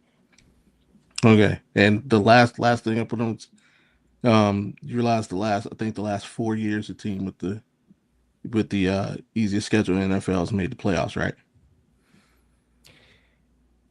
I hate schedule talk because it removes a lot of context from the actual teams that are playing. And but we have years of sometimes the schedule is based on the records from last year. Sometimes it's based on win projections for the following year, which do what you want with win projections. Like I'm gonna tell you exactly which one. We're going on the one that's based off the previous season. See, and that's a little iffy because a lot of teams are different from the year before. But the last 4 have all made the playoffs. 4 years in a row. We're on a 4-year streak. Do you know the last 4 teams off the top of your head or no? Patriots last year. Patriots were one. Who was it the year before? I think it was Jackson. I think it was Jacksonville the year before. Yeah, I think the Lions, and then who was the 4th? I can't remember the 4th. But those 3, Lions. We'll just take Patriots, those 3. Jaguars. In your heart of hearts, do you believe that the Cleveland Browns are as good as those 3 teams you just named? At the time, at the same point, yes. As a exact team, same point, as a team, at the exact same point, yes. So as the Patriots last year, the Lions 2 years ago, the Jaguars as an overall team, yes. Obviously, the Patriots had a glaring, the quarterback is no brainer. But defensively, do I think we, at this point this season, are better than the Patriots defensively? Yes. Like if you asked me to choose which team's defense to take, I would take ours. Yeah, I'm a Patriots fan up here in New England, and I think that the weapons that May had last year were on an equal level or just a tad below what the Browns level talent is right now. Yes. Judkins at running back, we didn't know what Ramondre would do last year until last year. This and then Diggs, we didn't know Diggs was coming up with torn ACL, and then you had Matt Collins, Kayshon Boutte, Demario Douglas, and Hunter Henry. I think Fannin is better than Henry, to be honest with you. Agreed. Scott, if you didn't know, K. Pierce is a Patriots fan as well. So. Oh yeah, okay. I'm right here with you. I'm right here with you. So I actually think that the Browns' weapons and the Patriots' weapons from last year to this year are probably pretty equal to each other. But it was just the quarterback was much better than what Cleveland has right now. Yeah. Which is the most important position in sports. Which is the most important. But again, it's a very, very, very, very big difference between the two. If you're sure at quarterback and you're not, and a new coach. But here's my thing: Raven was a new coach last year, so that's the other thing too. Same thing. New coaching. But here's the most why I feel this way is because 3 seasons ago now, we went 11-5, made the playoffs. We used 6 quarterbacks during that season. This roster is better than that roster. And the only thing we did was Joe Flacco played out of his mind for 6 weeks. If this team can get average quarterback play, we can win 8 to 10 games. Easy. Average quarterback play. Because the defense that you think fell also is still a top 10 defense. We talk about Deshaun, but we have to see him when the bullets fly. The bullets absolutely. don't fly in the preseason. The bullets fly in Jacksonville a week from Sunday. Yeah. So we've got to see this is regardless of who starts. My thing, I went into it with no matter whether it's Deshaun or Shador. If either one of them can give me average quarterback play, we're a borderline playoff team. Oof, I just flatly disagree. I know we don't want to stay on the Browns forever, but I just flatly disagree. Maybe you're a lot more hopeful looking at the roster talent than I am, but I'm just no, especially not in your division. Just no. Hey, I got and that's the other thing that gives me hope. You got 3 new head coaches, including ours. Do we really think that Mike McCarthy and Aaron Rodgers are going to rekindle the magic? They broke up for no reason. No, that's a different team. Sorry, no, this ain't got nothing to do with us right now. Win 3 games this year, tops. But it's true. To be honest with you. Can I ask a Steelers question though, just to get us off the Browns real quick? Can I ask a question about the Steelers? Of course you can, Kevin. Yes, join us. From a Steelers fan perspective, what do you expect out of this season? Because I'm confused. To be honest with you, I like to tell everybody, from time to time when I drive Uber and people get in my car and see Steelers floor mats, I get a lot of these questions. So this is in all actuality somewhat of just a rekindling. It's like getting with getting with your girl like one more time before like college is over. And we just gonna go on a couple dates. Everybody knows we used to be the life of the party. We was real fun back then. But we know we're not gonna stay together. We trying it out. So they kissed and made up. The offense is very similar to what it looks like. The idea is the addition of Pittman to that wide receiver core is something that I think is going to be very, very much not looked upon as we just got somebody. No, we've got really tall, rangy wide receivers, something that we very rarely have. And at the same time, look, we get a running back. But we don't ever get the running back. I feel like we got a good running back this time. Is just good enough because we got Warren back there too. So instead of just having Warren get with the rock all day long, right? We got a little fire and thunder. We got a dichotomy. That's a good word. Dichotomy at running back. So can we keep Aaron Rodgers, old man Rodgers, standing up long enough? I think so. But then y'all know what I'm really looking forward to. I'm really looking forward to, even when it's bad, the garbage time in which we can insert, young quarterbacks, because we got 2 of them. We're going to put in Drew Aller, who's actually looked pretty good. You know what I'm saying? Ryan Howard, who I thought at one point in time when Ohio State was throwing the ball everywhere, that was the first year Ohio State didn't have like a first-round running back somewhere. They were good. So this is me saying, I think, hey, look, let's match it up and see what we can do. And I'm honest about it. Are we going to win the division? No. But are we gonna be good? Yeah. We're gonna be competitive. Heck yeah, we're gonna be competitive. Wait, week 2 is a definite loss for the Steelers. There's no doubt in my mind. Week 2 is a definite loss for the Steelers. So is week 4. So is week 4. And week 4 is too okay. Well, you got 2 losses. So we're talking to Bobby and K-Wit. It reaffirms what my dilemma is every year when I do these preseason previews for all the teams. For the listeners who haven't heard yet, I do NFL previews once a day for every single team leading up to the season. As you're listening to this right now, the Falcons video should be out, but I forgot to press upload before we got on camera, so we'll handle that when I get off. So I have to be the bearer of bad news because every single this isn't even just pertaining to the Steelers. Every single fan base is so hopeful going into the preseason. So hopeful. Everyone thinks they're winning the Super Bowl. Everyone thinks they're going to the playoffs. Everyone believes in the young talent and the coach and the blah, blah, blah. Everyone's hopes are so high. Then I got to come in and be Mr. Realistic, or at least my version of realistic, according to my research and all the things that I've done. And I got to be the guy to be like, fellas, I'm not so sure. What about this? What about that? And no one's trying to hear that shit. Like no one's trying to hear that shit at this point in the season. and that's my plight every single year. I accept my plight gladly, but I love seeing it again in real time. Hey, to my defense, I don't miss often. You can ask these guys. I have an 80% success rate with things I put out there. I'm the only person on the panel. No, I'm the only person on the panel. But just before last year, I think before anybody said anything, I think I might have been from, I don't know. Whit would have to verify it for me. I think I was the first person to put the Patriots in the playoffs. I'm not going to frown upon that comment. Bobby. You were the second, Bobby. Yeah, okay, I want to say, Scott might have been number one. Yeah, I'll take that. I'll tell you, but this is before preseason even started. I was as soon as the schedule released, the Patriots are going to the playoffs. Oh no. Second, I know I was a lone horse in this, and I got somebody out there. Evan, where you at? We waiting on you. Steak dinner. On you. Steak dinner. I was the only person that had Knicks in 5.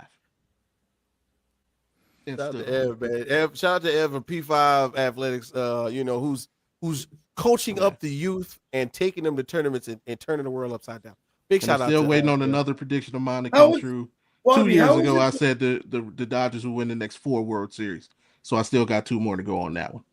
We might have to wait till 2030 before you cash it off. Yeah, hey, look, because it's a lockout on the way, baby. Locked out. And there's a lot going on with the Dodgers ownership right now. Not sure if you're reading the news, but they got a lot going on up top. A lot going on, man. A lot going on. Shout out to $140. Anyway, so as we continue on, thank you once again, Kev from KPearceTV on IG. Make sure you follow him. For sure. Gentlemen, this is where we're gonna turn it to the world around football, which we dive headfirst into every season as fantasy. So we're gonna do a little bit of that fantasy conversation for our. That's right, that special delivery. You know what it is. We're gonna bring it in right about now. Whereas, fellas, we get excited because there are multiple ways to do the thing that we love to do when it comes to fantasy football. And Uncle Scott knows all about fantasy football. Bobby G, do. one of our favorite participants, and Kev, I know you know a little something. So we're gonna do a little special. Well, matter of fact, I'm not even on the right one because this is what it is. It's this or that. So now, when we do fantasy football, there are multiple leagues or styles of leagues that we can choose from. You got best ball, you got keepers, you got super flex. Gentlemen, when it comes to this or that, and we're playing with multiple leagues like we always do, because we got the LTS league and you got the Rec Room league, and I don't even want to tell you how many leagues I'm in right now. Yeah, I was about to say, I know of all people. So, Uncle Scott, you can start it off for us. When it comes to this or that, right? What is your favorite type of league to participate in when it comes to fantasy football? Full point PPR, 3 wide receiver, 2 flex. Wow. Okay. I like that. 2, how that 4-point PPR, 4 wide receiver, 2 flex QBs. Right. 3 wide receiver, 2 flex. Yeah. 3 wide receiver, Double 2 flex. Yep. Double flex. I like that. Points. Points everywhere. Points. We love points. I like that.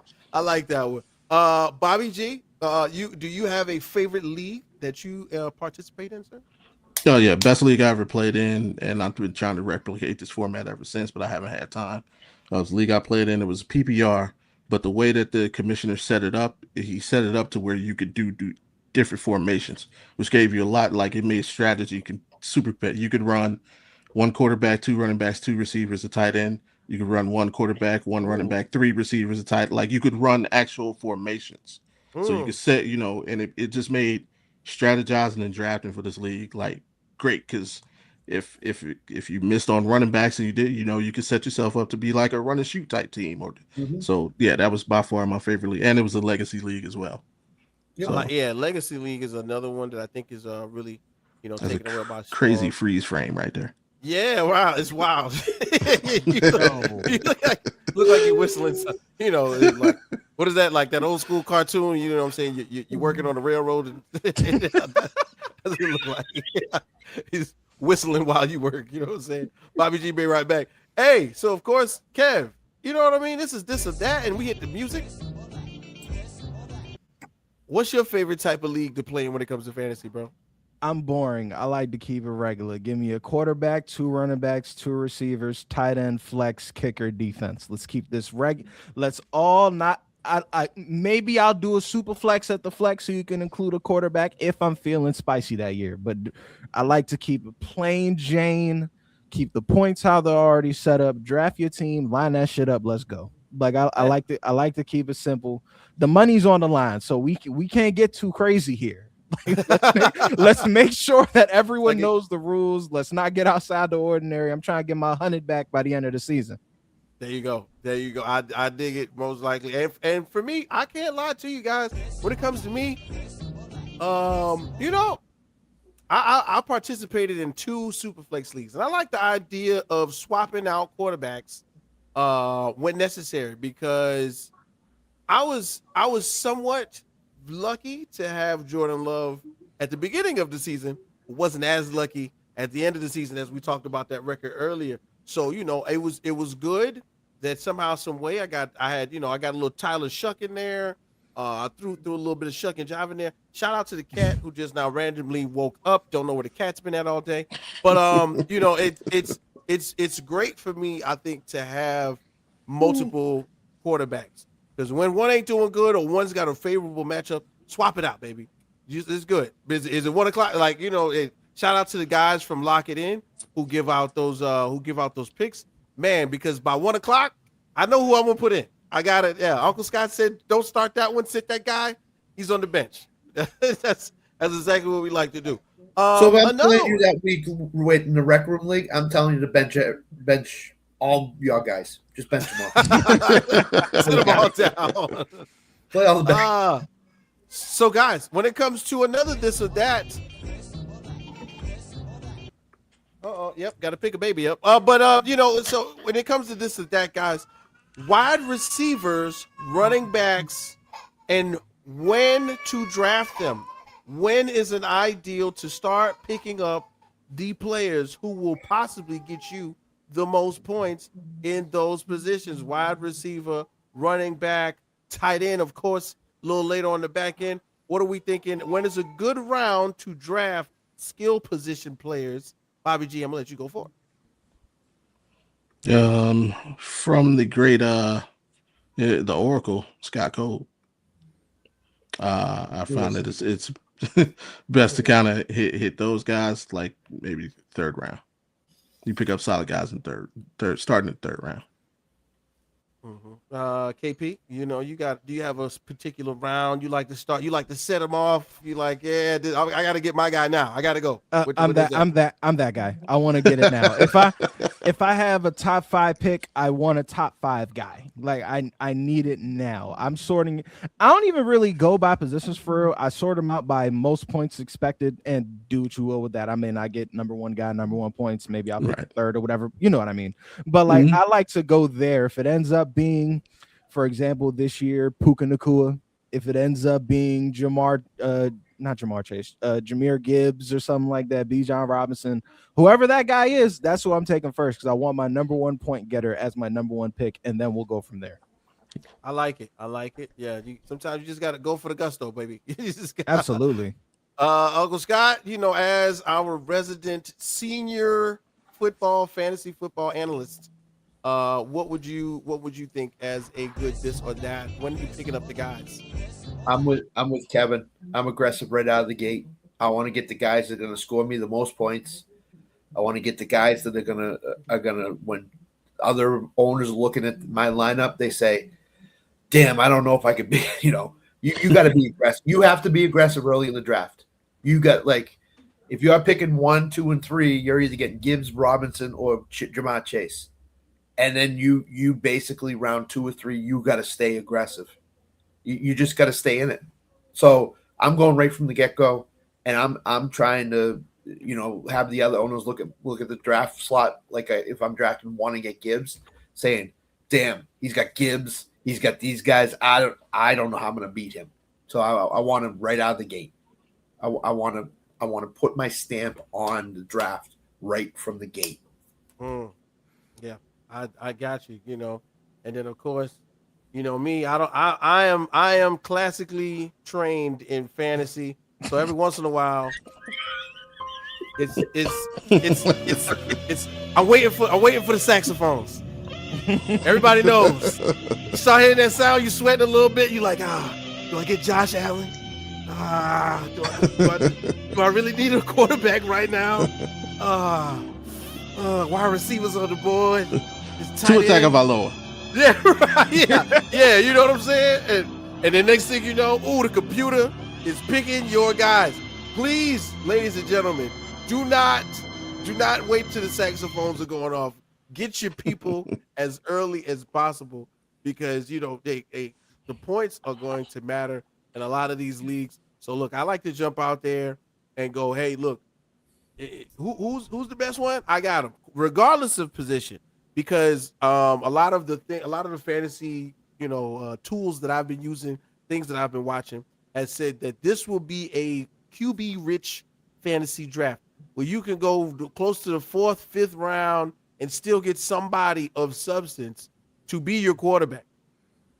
But the skill players, they going, bro. They're going off. They're off the board, boy.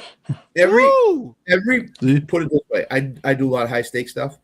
Every high stakes draft, Josh Allen has gone in round 3 or 4, and then Lamar, May, and Burrow don't go till round 7. Really? Oh, yeah. That should tell you a lot about what owners think. Get my running backs and wide receivers as quickly as I can, and worry about the other stuff later. Bijan out of there, okay? Immediately, okay? Jameer Gibbs out of there. Taylor out of there. Gone. You know, and gentlemen, of course, you know, we will dive deeper into the world of fantasy as the season goes on.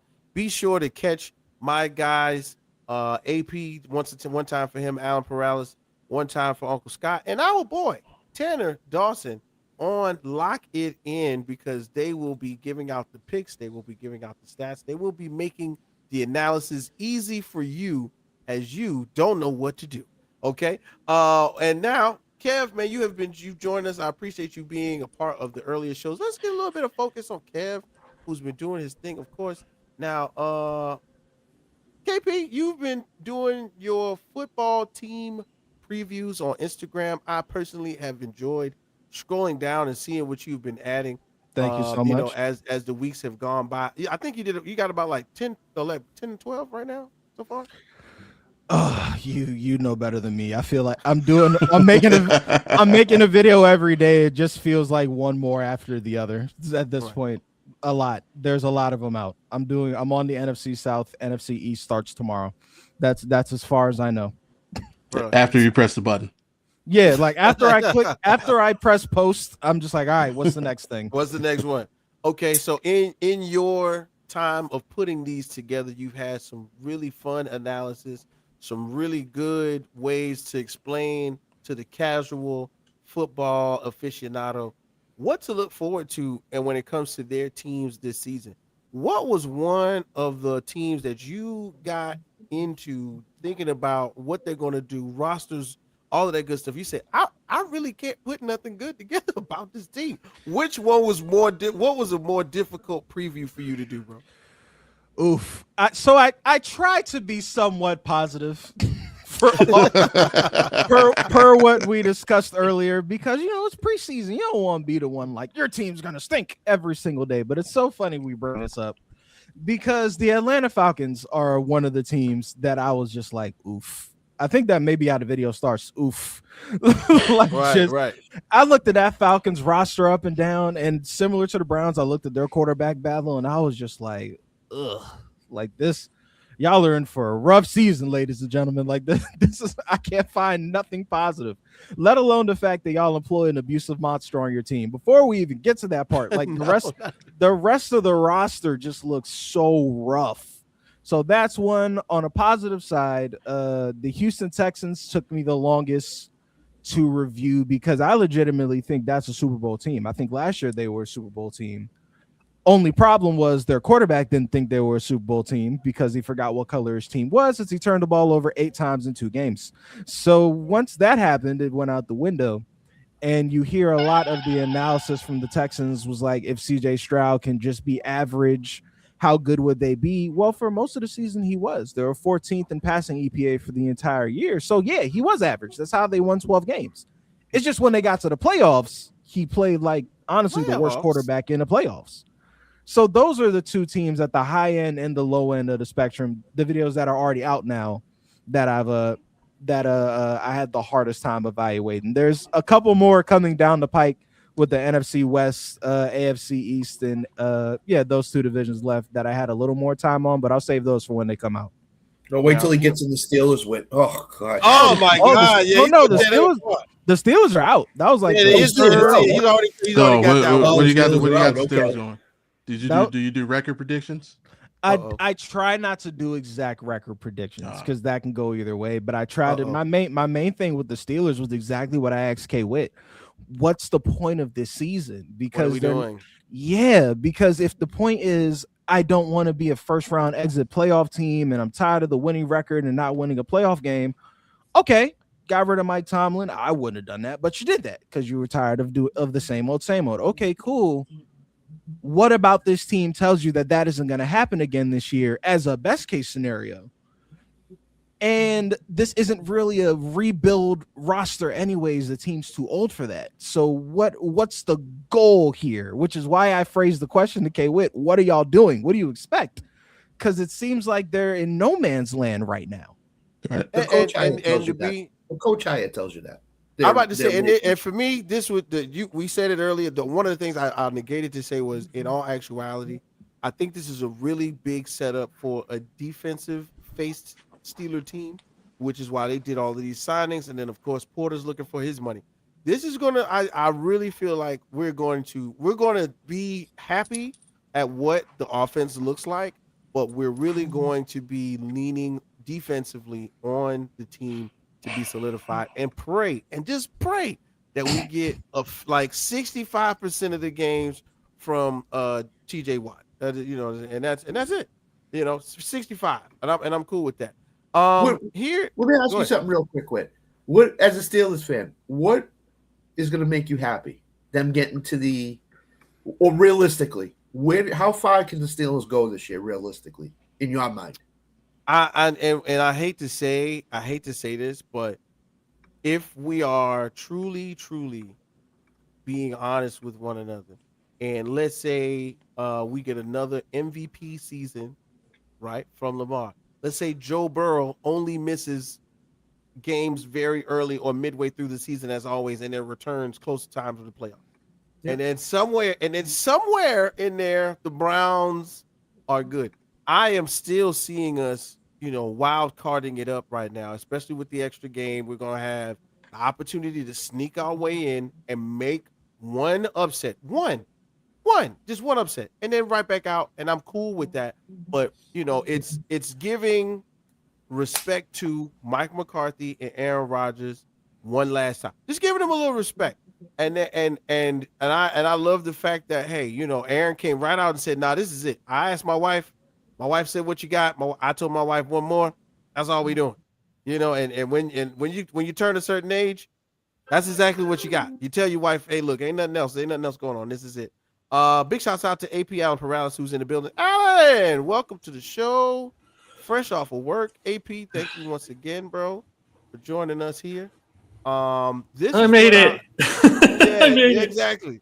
That's the show, everybody. Thanks for coming. See you. And Bobby is back. So Kev, before you go, thank you for joining us. And you got a couple minutes. I know you got a hard out at 6.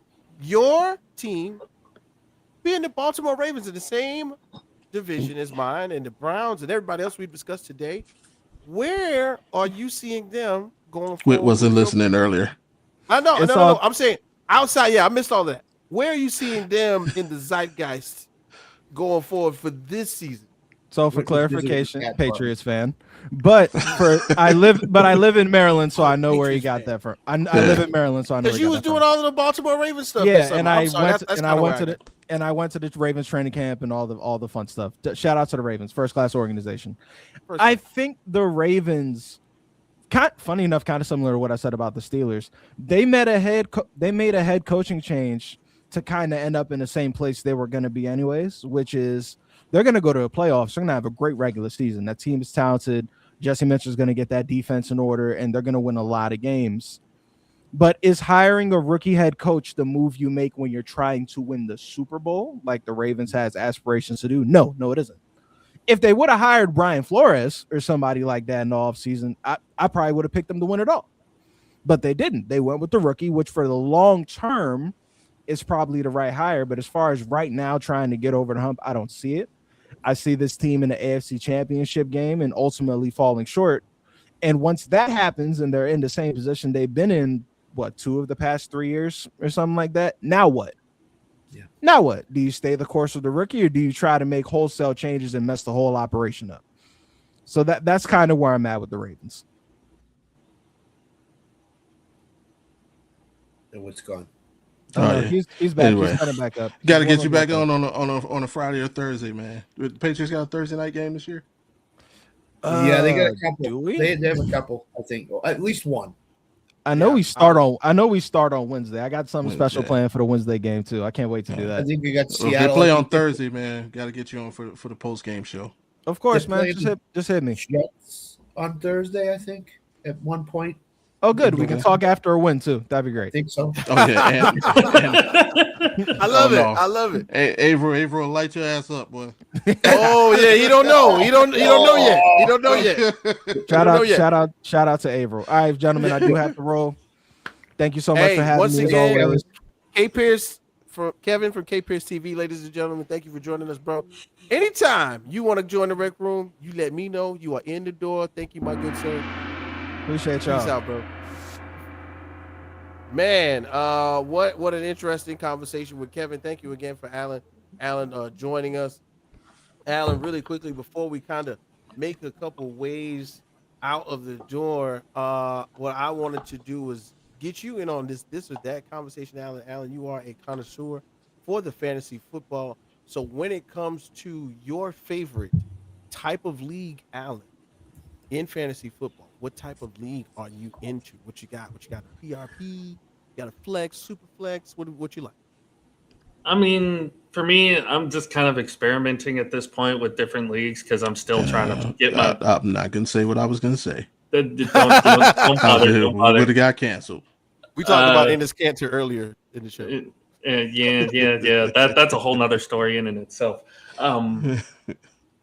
But still trying to get used to some different types of leagues.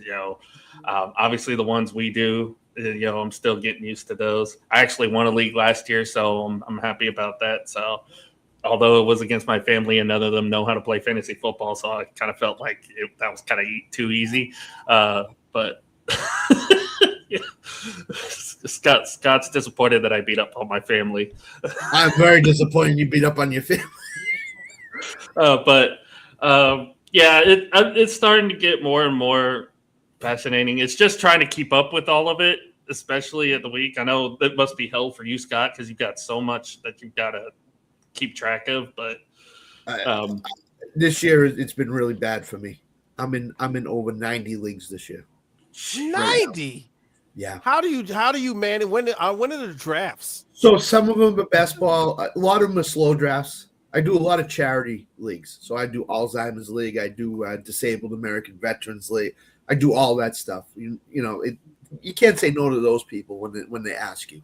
It's for charity. I mean, I do one for kids' brain cancer in England. I do a draft there. So, and then I just keep drafting because the reason I do it is I could stay up on who's being drafted where, what round, the values. Early in the draft season, you get values, and then it starts normalizing. And my thinking is I need to stay up with what people are drafted. Mm-hmm. And so I'll do one a week from like June to end of August. And then my high stakes leagues hit. And then the Rec Room League is hitting, and the LTS League hits, and a couple other leagues I'm in hit. So I'm basically doing my homework through drafts. What's everybody picking? Where are they picking? Where are these guys going? Who's rising? Who's falling? So that way I know when I go into Las Vegas, because those are the very high money leagues that I'm in that pay out exorbitant amount of money when you win the league. And I've been successful based on just doing my homework. Like, where's Allen take CD Lamb? Where's number one? Number one, always. Number one. Never in doubt.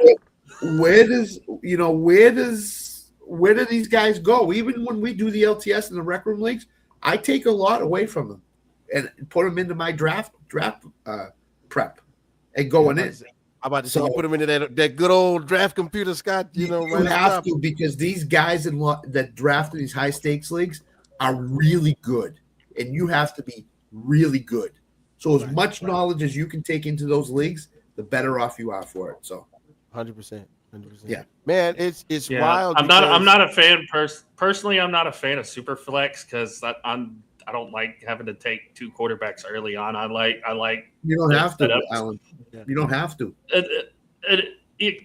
Part of me feels like I kind of have to, because it's like you got the stubborn people who will take them early, and it's just like, well, there goes that opportunity. I do like the one QB league where you go get your playmakers early. Especially when you got multiple flex spots open, you can go like 4 wide receivers first off if you want to. You could go 4 running backs if you want to. It lets you be creative a little bit. It lets you kind of build your own roster, build your own team almost, essentially, and be like, hey, this is what I would do if I was running an NFL team. These are the guys I would pick. So it's kind of fun. It's kind of fun in that way, and it's also been like it's fun to get to compete with everybody too. So Alan, I was gonna go ahead and do it since you also missed it, man. In the fantasy conversation, bro. You're one of the guys we look forward to hearing from each and every weekend when it comes to lock it in with Uncle Scott and Tanner Dawson. When are you drafting those skill players? Are you an early draft guy? Are you looking at it like, hey, look, who's ever the highest on the board when the round comes, that's who I gotta get? Because you pretty much just made mention, hey, if they're grabbing quarterbacks early, you're going to start grabbing your quarterbacks, getting those guys out of the way, especially if it's a super flex. So you got to get 2 quarterbacks. Like, what are your thoughts? So, round 2 through 5, are you getting your skill position players out of the way? What's your analysis? What you think? If you have an early pick, like in top 6, I would say that's when you go get the best guy you can get, because the guy's going to score you the most points. Because at any point you need that one guy who's going to be your lockdown, solid piece for your entire roster, who is going to essentially get you 15, 20 points a game. better way. So, or for me though, if I'm picking later, and this has kind of been a trend, and Scott knows this too, is I usually look for AJ Brown because I've had AJ Brown in basically every league I've done. So it's like, yeah, it's either look for AJ Brown, or if I have an early pick, try to get the best player available and see what can go. So, other than that, usually unless it's like maybe Joe Burrow or Lamar Jackson, I try to like stay away from quarterback until the later rounds for sure. So Whit, here's a peek into Allen's draft this year. CeeDee Lamb in the first round, George Pickens in the second round, Javonte Williams in the third round, Dak Prescott in the sixth round. That's how Allen's drafted this year. Giving it away, Scott. Stop it. Hey, look, we just giving away all your secrets, Alan. I'm sorry. You came on the show late. We gotta give it away. David Montgomery in the fifth round. Yeah, David Montgomery. You forgot about David Montgomery. Right? Okay, guys. Well, we're getting closer to the end of the show. Where we're gonna do a little bit of something different. Of course, we got the slice of life like we normally do. But I'm gonna just kind of throw in a reference to what we did earlier in the show, where Bobby G mentioned one of the greats who is no longer with us. Of course, we're going to talk a little bit about Dolly Parton. That's right. Rec Room Sports says goodbye to an icon in Dolly Parton. The idea is at 18 years old, we, back in the early 40s, not necessarily giving her age away, but it's a young girl who got an opportunity to be on the Grand Ole Opry stage. Years later, an iconic member of the country and Western community who also played a part in opening the doors for women, not just in music, but in acting and performing and managing, record labels, things of that nature. So it's a huge honor to, bring up what's going on or what has happened, especially when it comes to Dollywood. I mean, when do we get an opportunity to speak on someone that has transcended both music, theater, movies, television? If I recall, what was it last year? Dolly Parton just did the Dallas Cowboys halftime show. Was that last year, Scott? That was like a couple years. That was a couple years ago on Thanksgiving. I think it was 2 years. 2 years? I want to say 2 years. I think 2 years. Yeah. Even 2 years for her to be her age. What was that? Whatever. 78. 78. Yeah. She would have been 78 out there working, doing the 9 to 5. Hello. you know what I'm saying? It's 78. Yeah. I think is a feat in itself. And here's the thing. I'm only working 9 to 4 out of respect to Jaden Daniels. Of course. So thank you, Alan. But what I wanted to highlight for Dolly Parton is I think one of her bigger contributions outside of music, and that I think a lot of people will remember it along. They might not have known, but I think this is one of them. This is for me one of the big ones. LeVar Burton, right? Reading Rainbow, right? Everybody knows that. Everybody has been a part of that. It's been around for so long. But then the other side of the coin is, where do the books come from, right? And Dolly Parton started the Imagination Library, right? And I got these for my kids. And I was looking, I was doing my research on what I was going to say, and I was like, bro, she's affecting my kids right now. You know what I'm saying? Once a month, a book comes from the Imagination Library, sponsored and started originally by Dolly Parton, for you to spread literacy throughout America.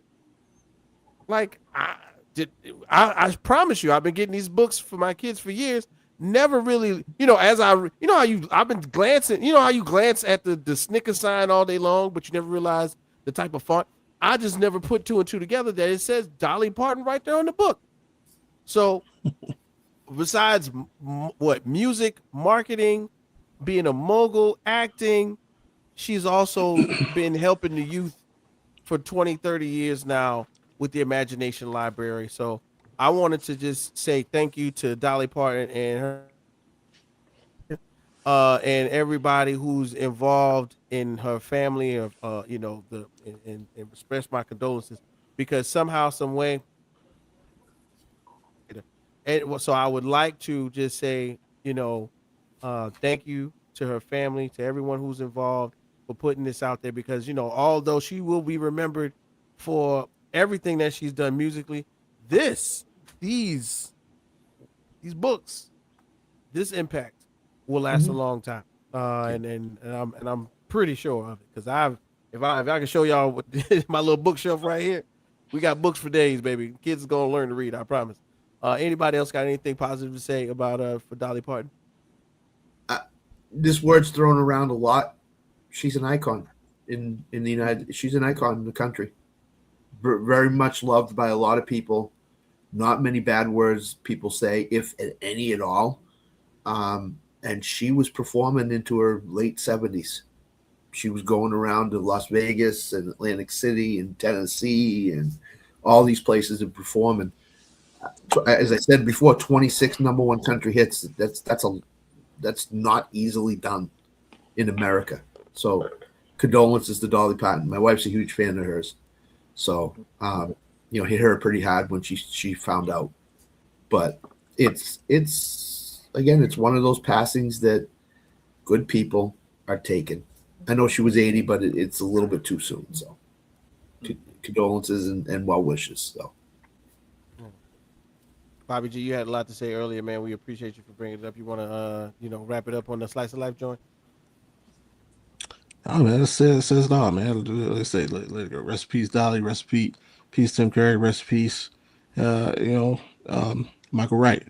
Can't nobody saying like Eddie Kane Jr.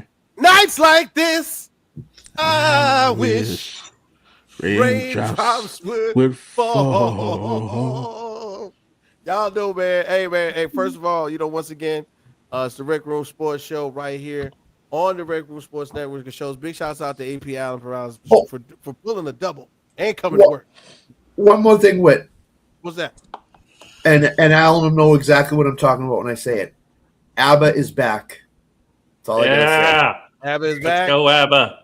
Oh yeah, hey, college football starts this weekend, fellas. Week 0. Don't forget, week 0. We will have so much to get into next week. I'm excited for next week already. Thank you for everybody who showed up to the show today.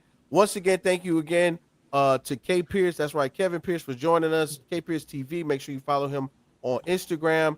I think we did a great show, guys. Dolly Parton was working 9 to 5, but now she is working for the Lord. Good night, everybody. We're gonna be up out of here. Peace. See ya.